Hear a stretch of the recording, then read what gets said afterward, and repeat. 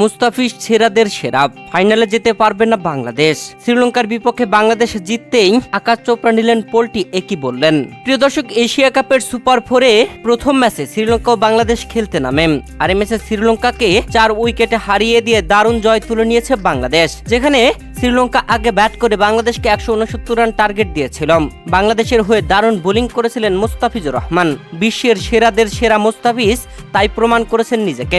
Death ওভারে যে মুস্তাফিজের উপরে কোনো বলার নেই, তাই এই ম্যাচে দেখিয়েছেন মুস্তাফিজুর রহমান। 4 ওভার বল করে মুস্তাফিজ এই ম্যাচে 3টি উইকেট তুলে নিয়েছেন, দিয়েছেন মাত্র 20 রান। মুস্তাফিজের ভালো বোলিংয়ে এমন টার্গেট পায় বাংলাদেশ। শ্রীলঙ্কার দেওয়া 169 রানের টার্গেটে ব্যাট করতে নেমে বাংলাদেশ শেষ ওভারে পরপর উইকেট হারিয়ে মাত্র 1 বল হাতে থাকতে জয় তুলে নিয়েছে।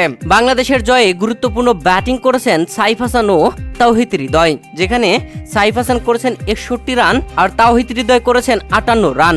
বাংলাদেশ 4 উইকেটের এই জয়ে ফাইনালে খেলার সমীকরণ একদম সহজ করে নিয়েছে। এশিয়া কাপের সুপার 4-এ বাংলাদেশের পরবর্তী 2 ম্যাচ ভারত ও পাকিস্তানের বিপক্ষে। শ্রীলঙ্কার বিপক্ষে বাংলাদেশের এমন জয়ে ভারতের আকাশ চোপড়া বলেন, এটা বাংলাদেশের জন্য খুব ভালো ব্যাপার। অতীতেও যখন বাংলাদেশে জিততো তখন আমার ভালো লাগতো, বিশেষ করে যখন সাকিব এবং মুশফিক ব্যর্থ হতো এবং বাংলাদেশ জিততো, তখন আমি বলতাম এটা তাদের জন্য খুব ভালো একটা জয়। শ্রীলঙ্কার বিপক্ষে এই ম্যাচে জেতার পরেও বাংলাদেশের জন্য ফাইনালে যাওয়া কঠিন।